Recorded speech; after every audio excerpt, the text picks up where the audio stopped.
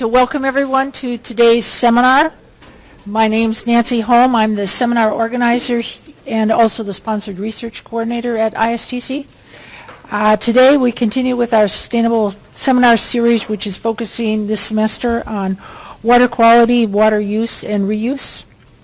We're very pleased today to have as our speaker Dr. Jerry Woodall, who is a National Medal of Technology laureate, and Barry and Patricia Epstein Distinguished Professor of Electrical and Computer Engineering at Purdue University. Dr. Woodall received his BS degree in metallurgy in 1960 from MIT. In 1982, he was awarded a PhD in electrical engineering from Cornell University. He pioneered and patented the development of gallium arsenide high-efficiency infrared LEDs used today in remote control and data link applications such as television sets.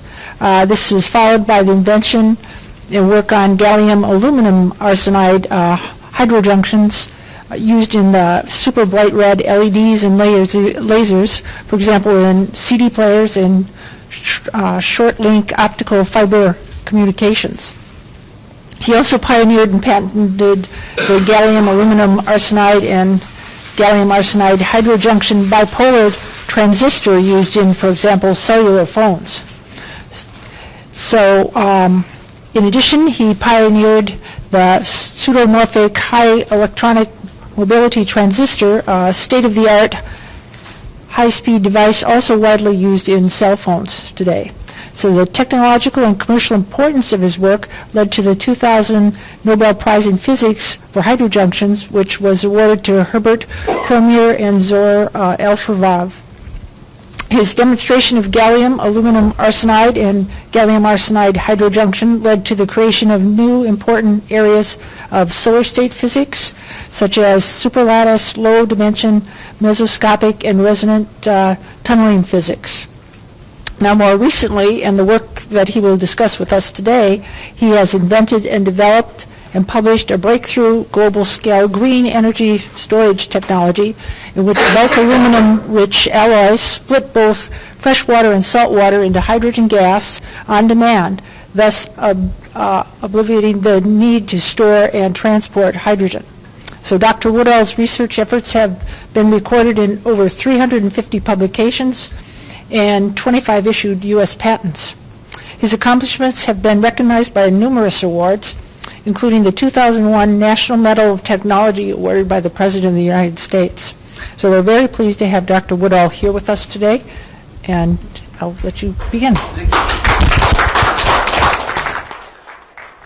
I think time's up already here. Okay. Well, believe it or not, first of all, I want to thank Nancy for inviting me over today. There's a somewhat old saying about a prophet in his own land. It doesn't make out too well, so it's better to go someplace else to talk about yourself, okay? So anyway, even though this title doesn't sound like it, it's actually a continuation of the work that I did to enable heterojunction devices having to do with gallium aluminum arsenide. So my career is, I use a lot of aluminum in my career. I'll just put it to you that way, okay? So the title actually says everything. It's what summarizes the whole talk, but we'll go into details.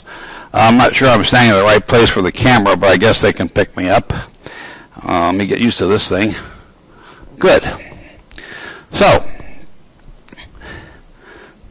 most of you know why this is the case.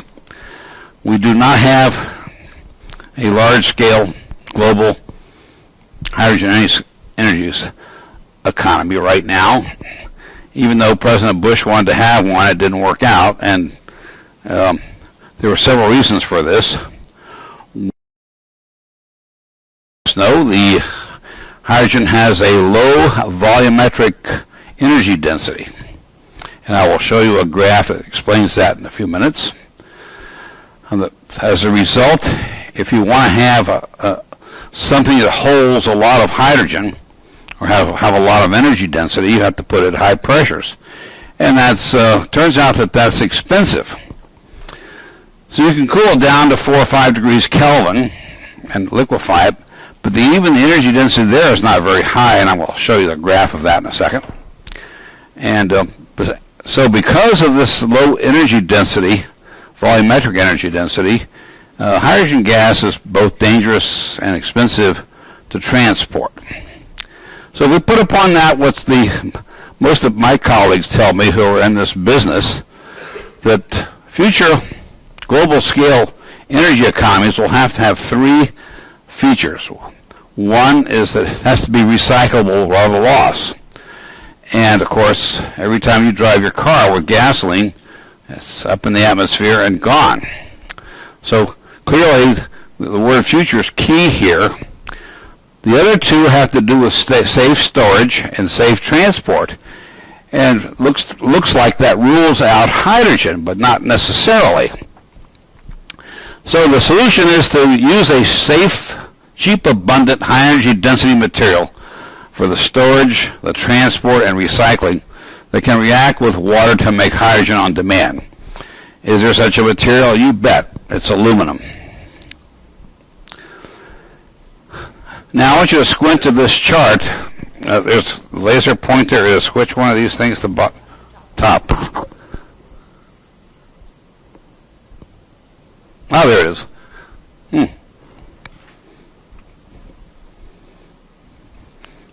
No, that's all right.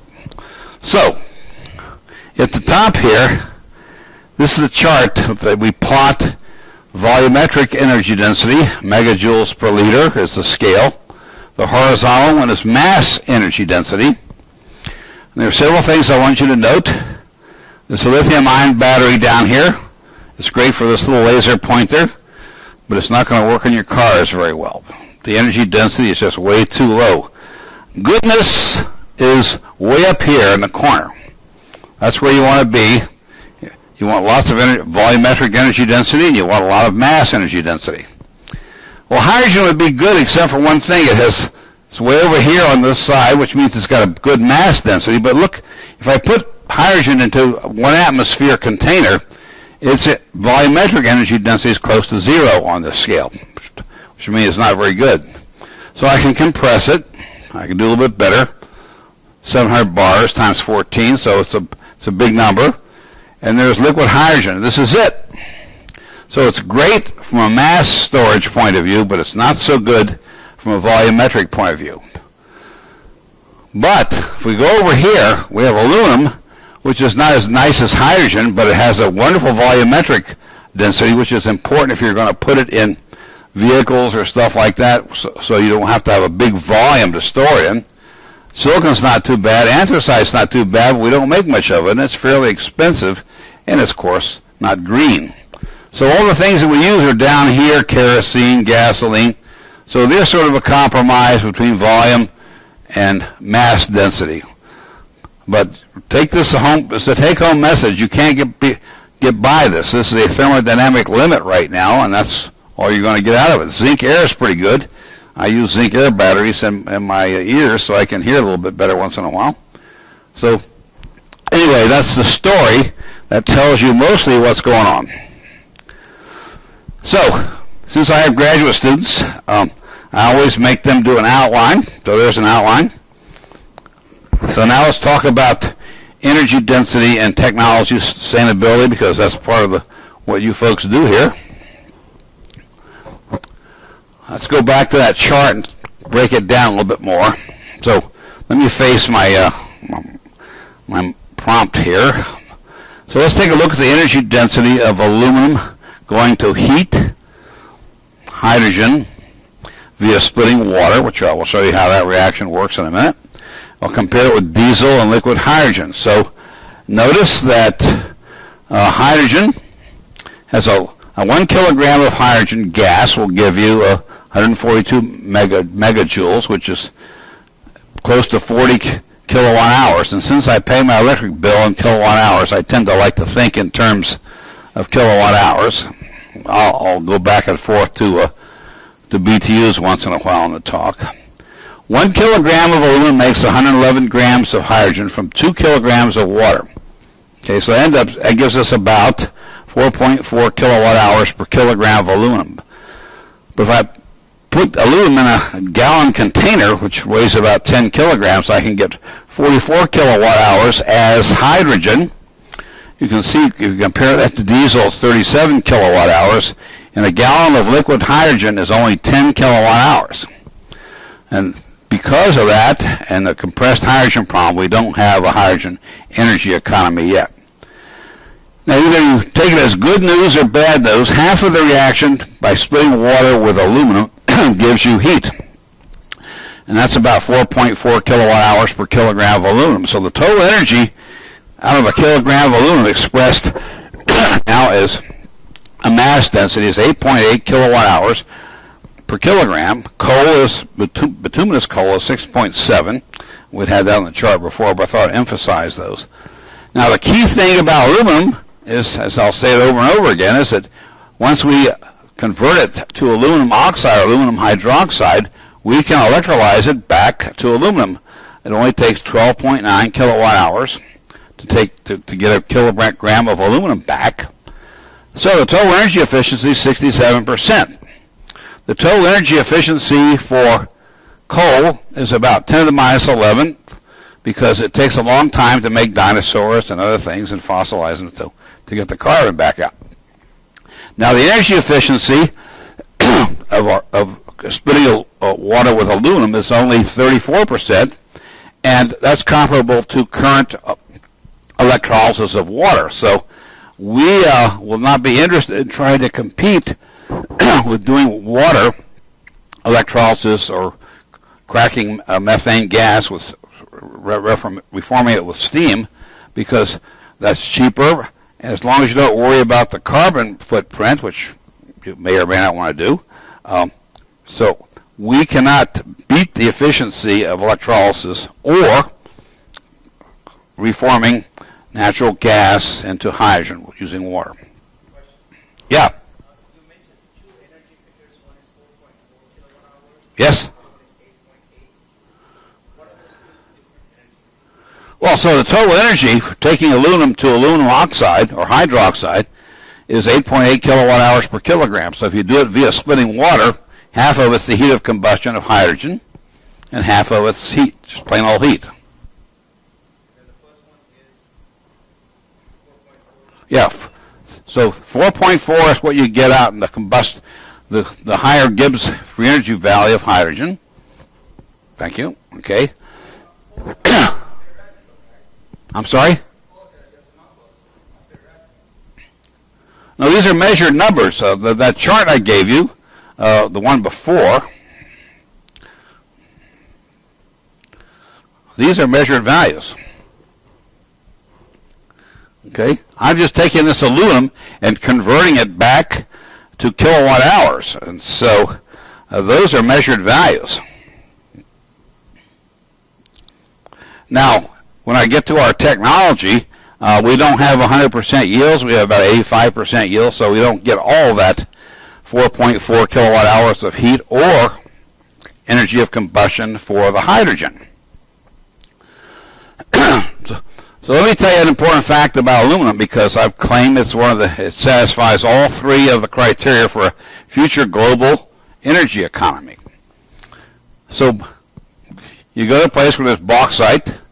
There's not too much bauxite in Saudi Arabia. There's a lot in Australia, however. So the next wars will be fought in Australia rather than the Middle East. Nobody has a sense of humor in this room. Jeez. I can't even joke at these guys. All right. So bauxite is mined. Australia is a good place to do it. Here's the model for doing bauxite.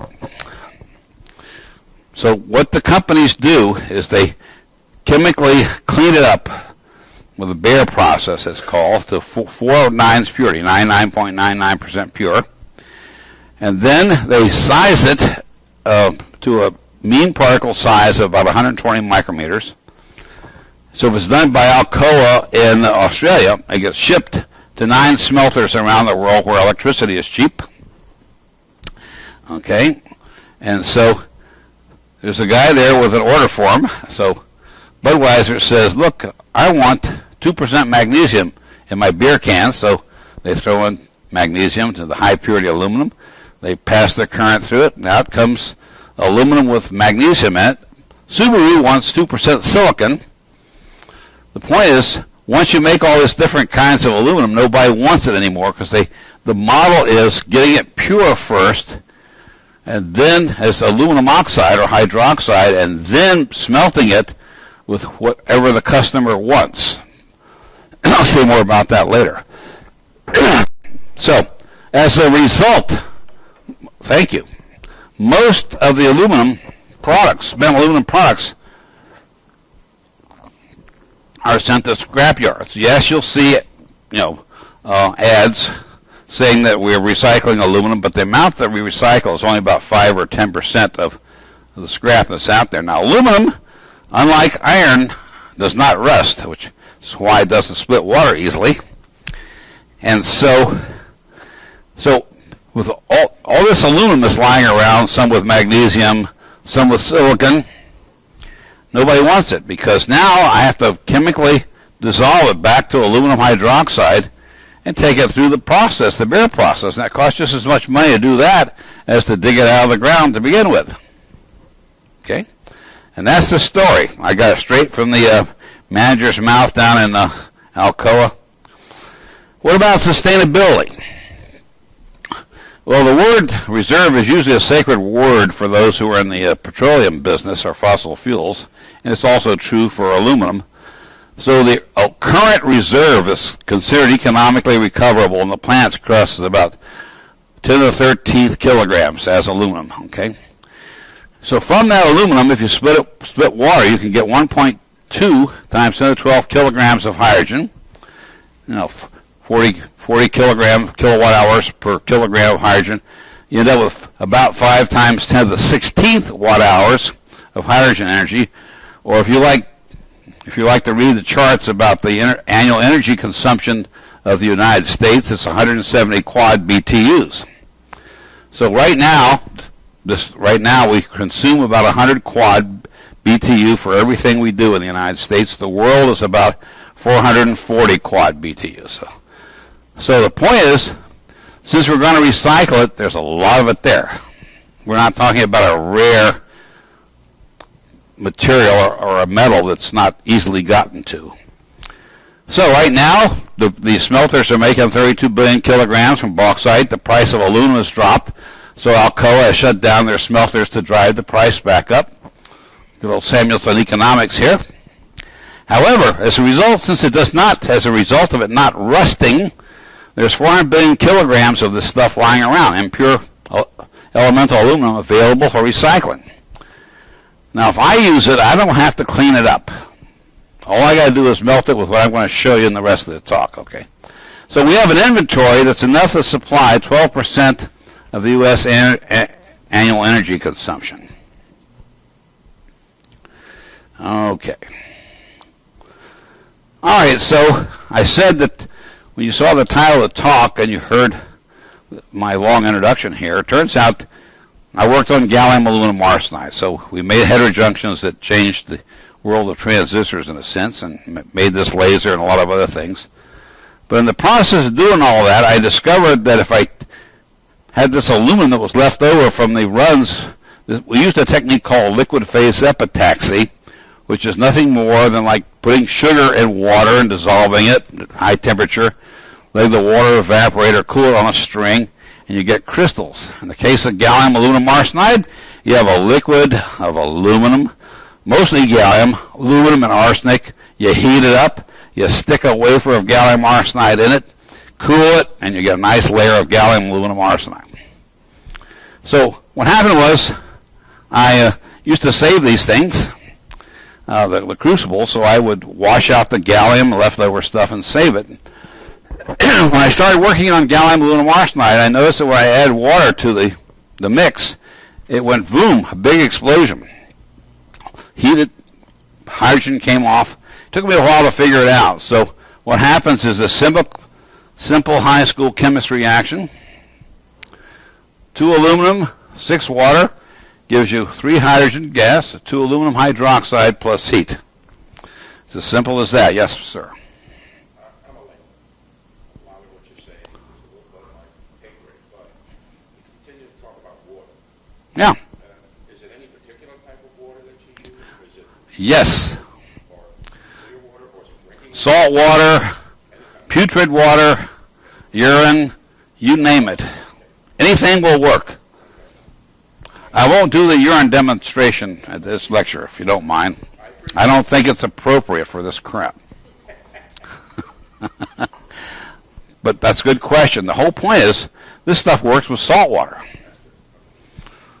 And you probably don't want to know the answer to this, but I did the numbers. If you take all the ocean water and take the hydrogen off, there's 10 to the power 24th BTUs of hydrogen stored in the oceans. We're not going to run out of hydrogen, guys. Okay. So here's what we did. We decided to look at it more carefully. So what you have here is a crystallization glass, which is the glass stuff here. Oops, sorry about that. All right. Inside, this is for demo purposes because some of you already know that gallium is expensive. We'll get to that. Got a kilogram of gallium, 25 grams of aluminum at 100 degrees C. And the reason that those are the ratios there, as I will show you in a minute, the solubility of aluminum in gallium is not very high, but it's good enough to make it all work. Okay, so this thing's been stirring on a hot plate. There's a stir in the middle of this thing here. So these are little 21 gram pellets. We let it rip for a while. Then, when this all goes to the solution, we add water. And there, folks, is the hydrogen coming off.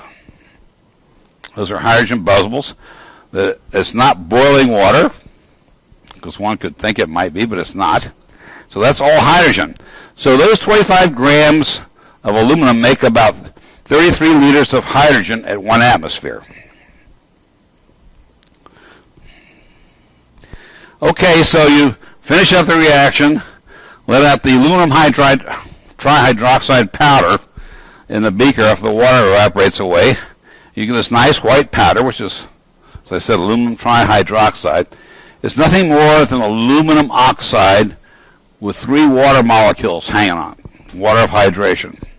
So you could call it aluminum oxide hydrate or aluminum oxide hydrate or aluminum trihydroxide, depends on when you went to school. Okay?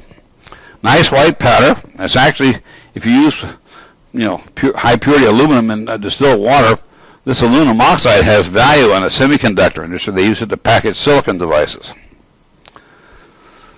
How does it work? Aluminum loves oxygen. Boy, does it love oxygen. That's why you got that 8.8 kilowatt hours per kilogram of energy stored in it. But, as a result, there's a skin of aluminum oxide, alumina, that forms in air. If it's a moist air, it'll be a mixture of aluminum oxide and aluminum trihydroxide. And it seals the thing from further oxidation. Hence, you've got pots and pans made out of aluminum you can cook in. You got aluminum boats. There's a lot of aluminum that's very stable. It's all because of this native oxide. Unlike the iron oxide that you deal with will rust forever, so you have to protect your steel girders and stuff, or you put things in it to make stainless steel. However, if you get rid of that passivating oxide, the aluminum will react with water to produce hydrogen. That's what you saw. Okay, so what we do is that we dissolve the aluminum into the liquid gallium. The key word is liquid all the way here from now, and I'll show you why. So now when you bring in contact with water, the aluminum near the interface between the water and the gallium liquid that's dissolved the aluminum gets to the surface, it diffuses the interface, and it reacts with water, splitting it by that chemistry which I showed you, which I will show you again. Here's a nice little cartoon. So we have gallium.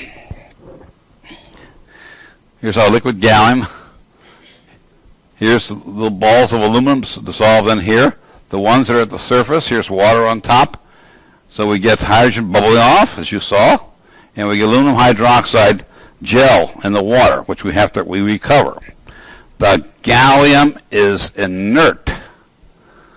I repeat, since gallium currently costs 60 cents a gram, that's artificially at 60 cents a gram, it's a fairly expensive thing, but we don't think it's going to be that way forever because I understand the the market for gallium now. It took me a while, but I finally understood it.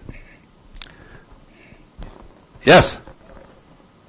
How much of the energy does it take to make liquid gallium? Okay, so the heat of vapor fusion is very small. It's about 1 or 2% of the energy you get back. The same is true for melting the aluminum down. It's a really important question. So you do have to put a small amount of energy to make the alloys that I will be describing, because I'm just showing the experiment right now, but I will cover that.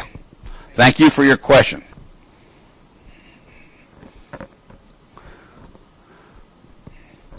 See, I got a guy back here who keeps me honest. That's good. Any metallurgists in the audience? Doesn't matter. This is a phase diagram, folks. You don't need to know a thing. I don't care if you're a lay person or not. What we plot, whoops, that's even more complicated. So what we plot is temperature. Here's pure aluminum down here and pure gallium over here. As long as I'm above this little line, I can have any composition that's a liquid in those temperature range. Got it? Okay. If I now make a melt, say of, let's make it 50-50. Okay, so I have to heat everything up, the aluminum and the gallium. I bring it back down. As soon as I hit this line, I'm going to freeze out solid aluminum with that much gallium in it. This is equilibrium. It doesn't quite happen that way, but I just want to explain it to you. So the work that we've done for the last 4 or 5 years, we started here's the IBM experiment where I did all this work. So you stay above 60 or 70 degrees C, you can put 2% weight percent aluminum in there. And that's enough. It's not a lot, but it's enough. Okay, so why do we have these lines? Why am I telling you about this? Well, it turns out, I figured, well, even though gallium is expensive, what I would do is I'd float a lot of aluminum on top of the gallium, because aluminum has a lower density, 2.7 grams per cc. Gallium is 5.9. So I just float the aluminum on there, let it react, and I just cover it with water. But when you put water in there, the aluminum stops dissolving into the gallium. Rotten break. That's the way life is when you're a research scientist. You say, oh, they got C Sweden out there? Nope, not going to happen today. So it's cute. We did a patent on it and stuff like that. So what we had to do then is, since we couldn't keep dissolving aluminum into the gallium, we made these compositions. So we made all these things. We started here, here, and even over here, and cooled it down. Okay? And let me show you what happened. You need to want to know one other thing. Now here's what you need to know about this thing is you don't need to know anything except this is gallium over here. Gallium melts in your hand, 29 degrees C. Hold your hand long enough, you'll have liquid gallium. Indium does not melt in your hand. It melts at 150 degrees C. That's this corner. And 10 is 200 and something, 50 or so. There is a point in here that has a liquid melting point of 10 degrees C. So I can lower the melting point of the liquid I want to have around to do the job to dissolve the aluminum at lower temperatures. That's the only reason I'm showing you this. Don't even pay attention to it. There's a point. All I'm saying is that there's a point right here. This is called a eutectic point, where the melting point is 10 degrees C, and it supercools to minus 20 C, which is kind of nice because, as I will keep stressing, the only way this works is to have liquid gallium. I'll give you a test on this later on. Be sure and write it down.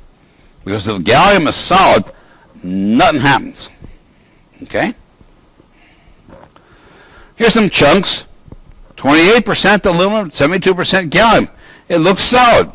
On a hot day, however, you will see little blisters showing up on this. This is before it got warm, so there's gallium buried inside this, and that becomes a very important part of the story in a few minutes, okay? So I'm just showing you nice pictures. We don't have to dwell. Here's a 95 weight percent, 5% from a vendor. They all look the same. They look like pieces of solid, but they're not solid at all. Okay, more pictures. We had a reporter come over for Science Magazine in Australia, So he wanted to take some pictures. So here's one with aluminum. The gallium indium 10, as I told you, is there to lower the melting point of the gallium component, because that's the one that's key. The indium and tin don't do anything but lower the melting point. Now, the reason this is fun, or it's going to work, is that once I've used up all the aluminum, I've got a slurry of aluminum, the leftover water, if you will. I have aluminum hydroxide, which makes this thing cloudy. And in the bottom of these test tubes, which have been in a centrifuge, is the gallium, indium, and tin. You get it all back. You can use it over and over again. Okay? That's why it's important. So where are we? Well, we can make solid-like. Certainly not solid, but it's solid-like bulk aluminum alloys with up to 95 weight percent aluminum containing a dispersed liquid phase. And you can do it with this little 5% mixture, a 5% component of gallium, indium, tin, that eutectic we call it, that can split clean water, polluted water, salt water at temperatures anywhere between 0 C and steam. We can actually make superheated steam with this. We've been playing around with that lately. And make hydrogen on demand. More recently, we've been able to get rid of the indium component. We've been making 98% aluminum, 3% tin, which you bring in contact with a liquid mixture of the gallium and tin will split water. And this stuff will keep on dissolving in the water, unlike the case where we had just aluminum and gallium. The chemistry is slightly different, so it doesn't stop, it just keeps on. But the red bullet is the one I want you to go home with. The key of this technology is that the gallium component must be liquid. The record is broken, it's going to play over and over. So we have to be able to dissolve aluminum and liquid gallium for anything that we've done. Well, what about the gallium? So they're inert, as I said. They're totally recoverable. I had a student run one of these things over 32 times as an intern. She got pretty bored with that and went back to Stanford. Anyway, it works. Currently, there's a 60-ton market for gallium. It's all for the electronics business. It's between 4 and 7 nines purity, and the price is artificially set at 60 cents a gram. It turns out that there are lots of abandoned gallium mines out there that nobody uses, because if you make more gallium, the price will go down and all the vendors will hurt. Amazing, huh? That's how it works, though. Okay, so we can if we recycle this stuff enough times, we can get the gallium down to 70 cents a kilogram. And we found recently, by talking to the vendors, the people who own the gallium mines, we could probably, if we bought a gallium mine, make it for 20 cents a kilogram, which really makes the things fine. And there's plenty of gallium on the planet. I'm not going to go through that today, but so fuels with less than 5% gallium, there's enough economically recoverable gallium to run 1 billion cars if you wanted to put it in a car. What about the water? That's why I'm here. Okay, here's a take-home slide. Watch this. My fingers will not leave my hand during the whole trick. Whoops, damn. 2 aluminums. This is the gallium and indium and tin in it. 6 waters goes to 3 hydrogen, 2 aluminum, plus you get all this stuff back at the bottom of the beaker, if you will, or wherever your reactor is. Now we take the hydrogen and we either put it in a fuel cell or burn it. We get back 3 of the water. Okay?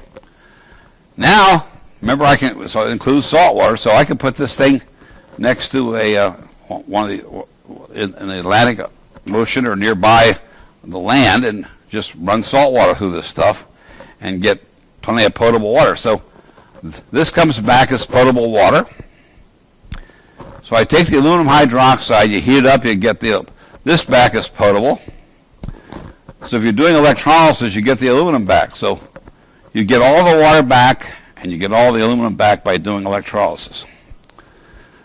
Okay, so it is my firm belief that if solar cells get cheap enough and the wind turbines are economically viable, this is a way to do the energy storage you would need to do to make wind turbines and solar cells viable. Because right now, where I live, when the sun goes down over in Lafayette, Indiana, my cells stop working. And when the wind's not blowing, I don't get any energy. But while it's blowing and shining, I can make aluminum from aluminum oxide just by taking electricity and storing the stuff, okay? How are we doing? Well, we're going to get there. Okay, how does it work? A little science right now. Okay? Here is a picture. Here's 50 micron marker down here. Damn. Okay? What you're seeing here is different shades of gray and white. It's a backscared electron photomicrograph of one of these 95.5 samples. It's 5% gallium, indium, and tin. Okay, so these guys outline the grains that happen when you cool, when you melt the stuff down and freeze it. This is what happens. Because indium and tin are insoluble in aluminum, they segregate to the grain boundaries, which is this. Everything gets locked in here, I know. It's pretty tough. No problem. No problem. Okay, so what we do is we take a sample and we polish it down so we can take a picture of it. And this is in chemistry space. And so anything white means it's got a higher atomic weight than aluminum. So the aluminum isn't gray. These grain boundaries, which outline the cut through these various grains, contains indium, gallium, and tin. Because now, even though gallium is highly soluble, up to 20% into aluminum, by the nature of cooling it down, we make some of it go in the grain boundaries, and that's critical. It just happens naturally. If you were a metallurgy major, you would understand it completely. Notice these thing little globs. Remember, this stuff is liquid at room temperature, so when you polish it, you're smearing little globs of gallium around, so you can't do it perfectly unless you polish this thing while it's frozen. We've done some of that, but I like this picture. It was one of the early ones that we got. So this is what it looks like. Now let's do a cartoon to show you how it really works. Okay, so here we go. Here's the core of the science. Here's our aluminum grains, just like we had before, but I've made them into a cartoon. They're nice and round. There's a little bit of the gallium, because gallium does dissolve into aluminum. Then I have rivers, or seas, if you will, this gray stuff here. That is my gallium, indium, and tin solid, because what I'm showing you in this picture is I take this melt of all these components, freeze it back down where everything is frozen, including the gallium, indium, and tin, okay? Okay, so now this is solid. These little dots here represent the aluminum that was dissolved into the gallium, and the gray stuff in this condition at low temperature is completely solid. You put this in water and nothing happens. Nothing. Sits there because everything is solid. Now there's maybe a slight reaction right here because this aluminum is close enough to the water interface, so you might get a bubble, but it stops immediately. Okay, let's raise the temperature. We liquefy the gray matter. Gallium, indium, and tin. Here's our aluminum grains here. I've left them static. So all this aluminum dissolved in the gallium, indium, and tin goes to the interface, finds a water molecule, splits it into hydrogen, aluminum hydroxide, and heat. Okay? Any questions? Say it again. Room temperature. This is an important point. if nothing else, I want you to understand how it works. If you don't believe in it, it's worthwhile or not. I want you to understand how it works before I leave. Okay. So, I'll read the caption in case you can't see it in the back. At room temperature, the gallium indium 10 phase liquefies. Oh, my student didn't spell it plural. Aluminum is, I'll take his PhD back. Aluminum is able to move freely through the liquid phase by diffusion near the surface. Aluminum near the surface contacts the water interface. The ensuing exothermic, that was good of him to do that, reaction produces hydrogen as the aluminum is oxidized. Okay, you can imagine what happens. So, the more and more aluminum diffuses from these rivers. Remember, there's lots of them. There's trillions of grains in this thing, right? So the stuff diffuses, it keeps reacting. Now as it reacts, there's a concentration grade. This stuff starts getting diluted. Because up until that point, we were at the solubility limit of aluminum in the gallium. Okay?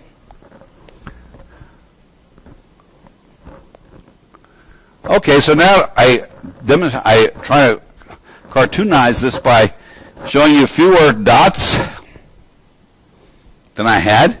So now the liquid is undersaturated. So I'm doing it stepwise. It's a continuous process, you can see. More aluminum will start going in from the grains, and I show that in the next one. So these black dots represent more aluminum replacing the aluminum that was consumed at the water liquid interface of the metal. And this thing just keeps going until all the aluminum is gone. Questions? Why don't we use hydrogen for everything? Say a little louder. Why don't we use hydrogen for everything, for our cars? Well, I hope we will. I mean, look, you got to remember, there's a lot of folks out there working on other stuff. We've been making fire for, 10,000 years? I don't know when was fire discovered. You guys probably know better than I do. So energy is not a new business, okay? So it's going to take a while to get out here. I'll show you that we actually we're going to do the hydrogen business. I'll show you that in a minute. So I'll keep moving to keep. Okay, so I don't want to stay here forever, so we got 10 more minutes to go. If I now plot, if I plot the percent yield, so this is how much gets reacted as a function of time. Notice it's 100 seconds. So if I'm at 55 degrees C, I can react all this stuff in a short amount of time. So now I have a choice of how I'm going to set up a reactor to use this stuff. I can either get done all at once, where I have to manage the heat, of course, and I'm worried about that. I've been thinking about that. But this shows you how it works. All right? Low temperature, higher temperature. So as you know, the reaction rate of stuff is usually exponentially dependent on temperature, and that shows this nicely. This is from my thesis, my student Jeff Seabar's thesis. And just to show you how it works as far as the rates. I won't go into that too detail, except that by controlling the temperature, you can control the rate at which it gets used up. Okay, now we'll spend the rest of the time talking about some applications. Well, I think it's got a good shot at everything. So you talk about PDAs, laptops, iPods. You can replace batteries with this stuff, basically what I'm trying to tell you. If we look at the medium scale, 1 to 500 kilowatts and 10 to 1,000 kilowatt hours, we're talking about auxiliary power, utility vehicles, cars, boats, fuel enrichment, replace gasoline with hydrogen. So I actually went up to see GM back when they were just getting the Volt started, and I said, why don't you, instead of using gasoline, you got your battery in there, why don't you just replace the gasoline with using hydrogen? I have a nice model for that. They said, thank you, Dr. Woodall. We'll keep in touch. That's like giving you the bird, if you know what I mean. When they say, thank you very much, Dr. Woodall, we'll keep in touch. Large, million kilowatt hours. One of my favorites is we'll go back to steam engines, where instead of coal, we'll throw in aluminum in there and hydrogen. So you got an aluminum tender, you got a tank car with 64,000 gallons. You can use it for either diesel enrichment or use it straight for good old-fashioned steam engines, and maybe we can bring them back, and they'll run for a long time without having to do it, because now you're carrying your water. And remember the old Western films? They'd stop by, and this thing comes down, puts water in, it goes back up, and they go to the next stop. We could put a tank car back there with 64,000 gallons, and you're going to go a long way before you have to replace that.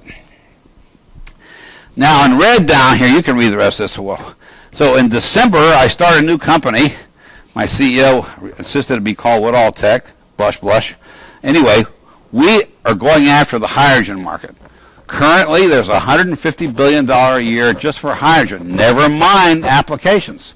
I don't even have to think about is it going to go into a car or a laptop. I'm just going to sell the stuff because I can sell it cheaper.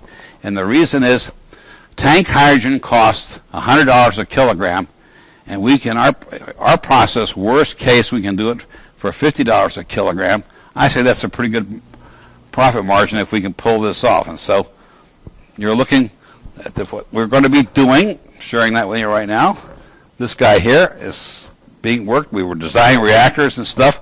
Our first thing is we're going to replace the electro bottle, which holds 4 grams of hydrogen at 1800 psi. Ours will hold 25 grams at 4 bars, and we're going to do it by aliquots. So when you use it, you replace it on demand.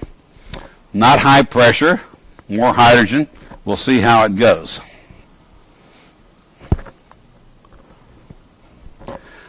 This is cute. What we got here is a, boy, you think I learned by now. Pavlovian, I've been electrocuted about 5 times. Okay, so here is a commercial paint pot, 100 psi tank. We've modified, I'll show you the inside. Here's an extra old tank from Menards, and we can put up to 20 kilograms of alloys. That gives us 88 kilowatt hours of hydrogen. Let me show you what's inside. By the way, you can keep these slides and hand them out to people who want them. There's nothing confidential in here, okay? All right. Here's a little basket here inside the tank. We got our chunks of aluminum. Okay. Here's a pipe that brings in water. Here the hydrogen goes out here. We have a little thing to clean up any background oxygen or stuff that might be around. Over here we have the Menards extra old tank. You got water in here under pressure. You vacuum this out. You open the valves. The water comes in, blah, blah, blah, blah, and here goes up, hits the aluminum, makes hydrogen. The hydrogen pressure builds up and pushes the water back in the tank. No transistors.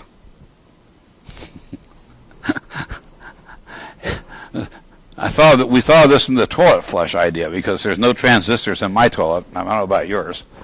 Okay, this works beautifully. Let me show you. I don't have time for the movie today, but here is a utility vehicle, club car. Here is the tank you just saw. Here's the extra. Here's a couple of buffer tanks, the low level of the hydrogen. Guys driving this around and around. It works really nice. It looks like a kludge, so we're not going to sell it, but we did this to get experience of how to control the reaction. Another one of my favorites. I'm almost done. Is it okay? You can shoot me if you want. So, I think this is viable. Let me tell you what it is. It's a utilities plant that has a solar farm on one side and a wind farm on the other. Okay?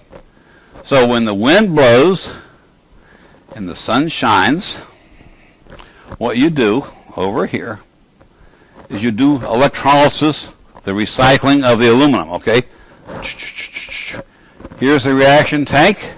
Water gets fed around and around since we're worried about water, right? We recover water. Here's the alumina. So it goes back through this process. Output is hydrogen, 4.4 kilowatt hours, 24/7 or on demand. Heat we can use. We can run this thing at higher at temperatures high enough to make it thermodynamically efficient to do all this. So you can have turbines or stuff here, so you get electricity.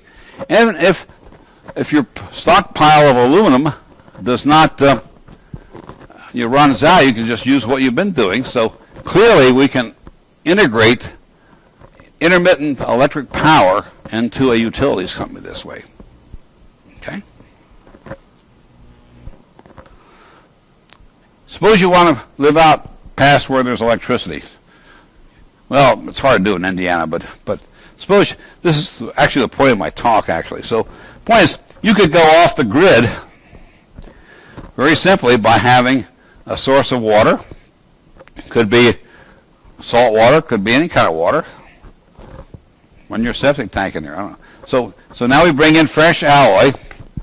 So it turns out that we use about 50 kilowatt hours per person. Not the car, but around the house. So suppose we get 2 people in a house. That's 100 per day. Times 30 days is 3,000. So if I put in a ton of alloy here, that gives me a three-month supply of both heat energy and hydrogen energy. So I run the heat energy to do hot water, heating, and cooling, because you can use absorption air conditioning. Or if you need to, you can take the hydrogen into a fuel cell that's always on to make your electricity. So you're off the grid. How much does a ton of alloy cost? Okay. I'll show you that. Just hang on to that question. I want to flip to that almost right now. We're almost there. Okay, so carrying that to remote villages where there's a water supply, I'll go through this. I went crazy with cartoons. You'll have to forgive me. So here's a flow chart of what I just said in a different way. Off the grid, renewable, potable water, heat, and electricity. Let's start over here. Got a wind farm somewhere. Okay, so we got a smelter, green, because of this. Now, it turns out that current smelters use carbon electrodes, but they don't have to. Turns out there's a big company in Italy, Donora, that does electrolysis of aluminum using titanium boride, which does not generate any CO2 products, emissions. And so it's not as quite efficient, so it's not out there being used a lot. Okay, so I say we make this stuff, and we have to make our alloy something. So I separate that out to an alloy, the water splitting alloy factory. Okay, so now we box it up. Say we're in a big city in Africa somewhere, and now we take a helicopter. We take the alloy in plus a reactor for only 1 drop only, because once you have it, it'll last a while. A fuel cell. You drop it into the village. Okay, off the grid. Okay, near the camp, there's a waste pond, which we can use to make hydrogen and everything else. Okay, so we take this stuff, and maybe we're near the ocean where there's no fresh water, but we have salt water. So we run this thing through our reactor. We get hydrogen, the spent alloy, potable steam or water, heat, and air conditioning. Here's the air conditioning. Here's the heat. Here's somebody enjoying water. Of course, it might be vodka. I can't tell for sure, but that's okay. So the fuel cell gives you more potable water plus electricity. Here's the fuel cell cartoon here. And then we store the alloy for pickup later or shipment later. Even if you don't recycle it, this can be done for $1 a gallon of potable water and 34 cents a kilowatt hour of electricity off the grid. Now, Hawaii on the grid already costs 50 cents a kilowatt hour as we sit here. So I think this has hope. Okay? Any questions about that? Yes? One of those last steps, so the smelting aluminum hydroxide would give you oxygen byproducts. So is there any cost recovery of that? Okay, but the way they do it now, there is CO2 that comes off.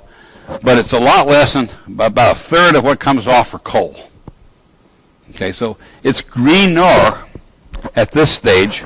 Of course, once you have the aluminum, it's green already. So my 400 kilograms of aluminum cans have already paid the carbon tax, if you will.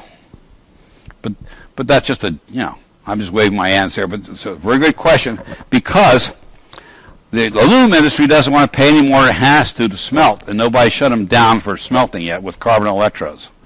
But the aluminum smelting business, folks, is currently not green. Okay? But it's not a fundamental issue. It's just it costs more to use titanium boride electrodes, and they work fine. Anybody else? Almost, yes?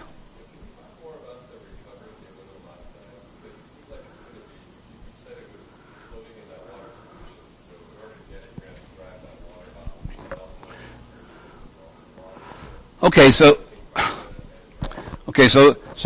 fine. So what you do in this case is, if you're near society, you got this stuff, and you've dried it out, and all you got to do is put it in the smelter.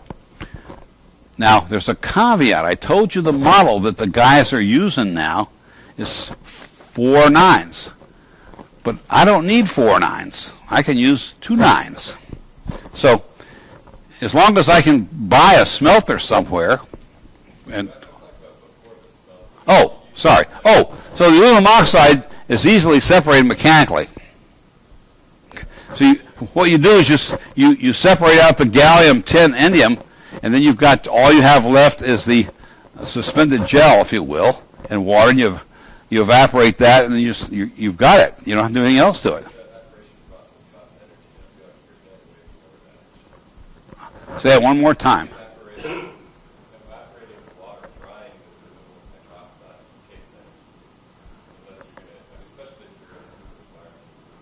Okay, I accept that. Good point. Yeah. No.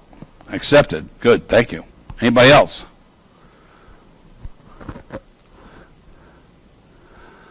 Okay, so we did a back-of-the-envelope cost analysis. So here's what happens if you don't recycle anything.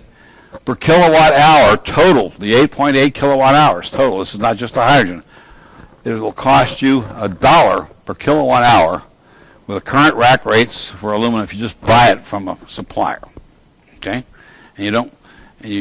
Remember, we only need 5% gallium in this stuff, and the tin is only $22 a kilogram. So what happens is, when you recycle it, and all you're doing is you're taking the aluminum oxide back to the electrolysis process. That costs 66 cents a kilogram just to do electrolysis.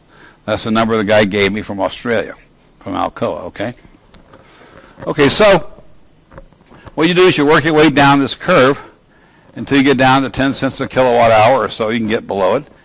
And these recyclings are easy because we don't lose any of the reaction products. And even if we have to add bauxite, if we use aluminum oxide, it's not going to be very expensive compared to the gallium, indium, and tin component. Anyway, so if I look at some sources, comparative costs of energy storage, so I took this out of a textbook from Mueller, and I put my own aluminum stuff in there. So if you ask what it costs to supply 1 kilowatt hour of energy, you can now see very clearly why everybody has fossil fuel plants. 0.4 cents is cheap. Of course, by the time you get the wall electricity, it's only 35% from putting the coal through the thing and versus the wall efficiency. But still, okay, natural gas is actually coming down. It's closer to 4 cents.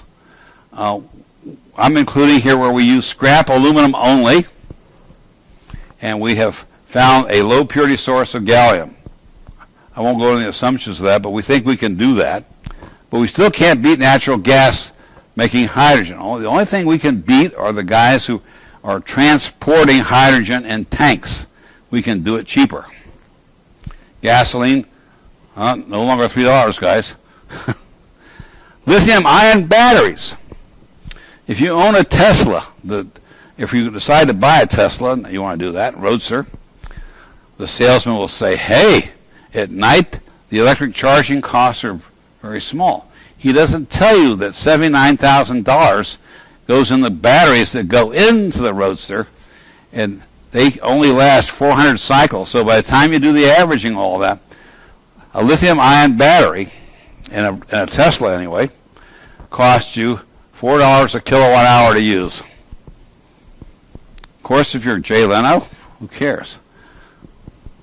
But I'm just a professor, so I'm not going to buy one. Okay, I think I'm done. Oh, then I'm done. Okay, real quick.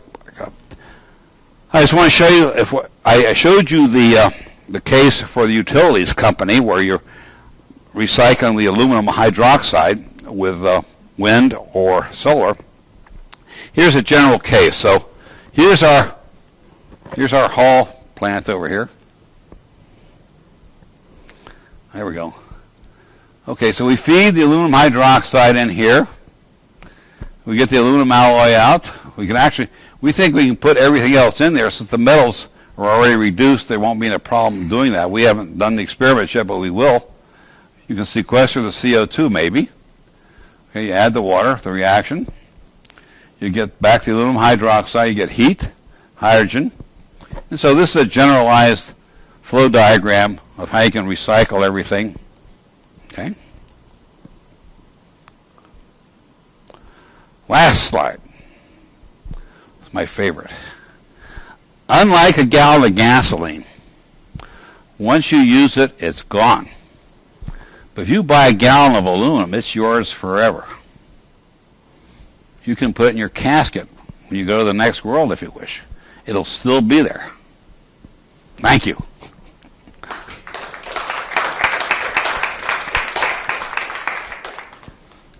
Questions?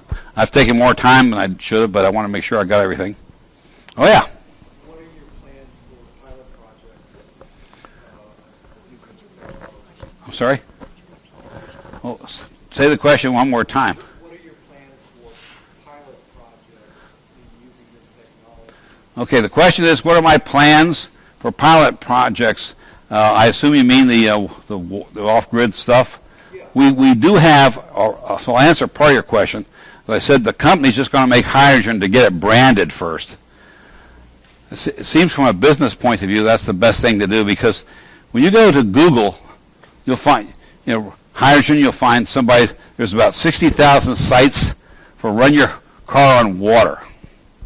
Do you realize it's brain damage to take something, electricity if you already have it, and downgrade it to hydrogen to run something? If you need the hydrogen, that's another story. But you use your electricity if you have it already.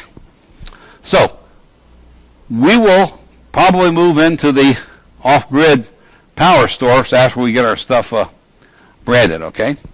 That's going to take about a year or so. We think we...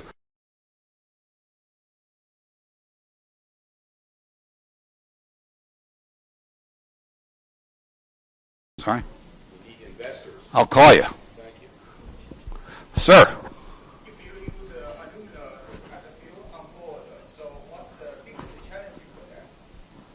Say again? If you use aluminum as a fuel on board for vehicle application, what's the biggest challenge?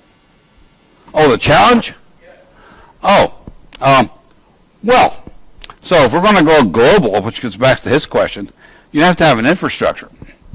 What I'm saying is that since there's already a large market for making aluminum, all we have to do is to be part of that market where we can make our alloys in that same system.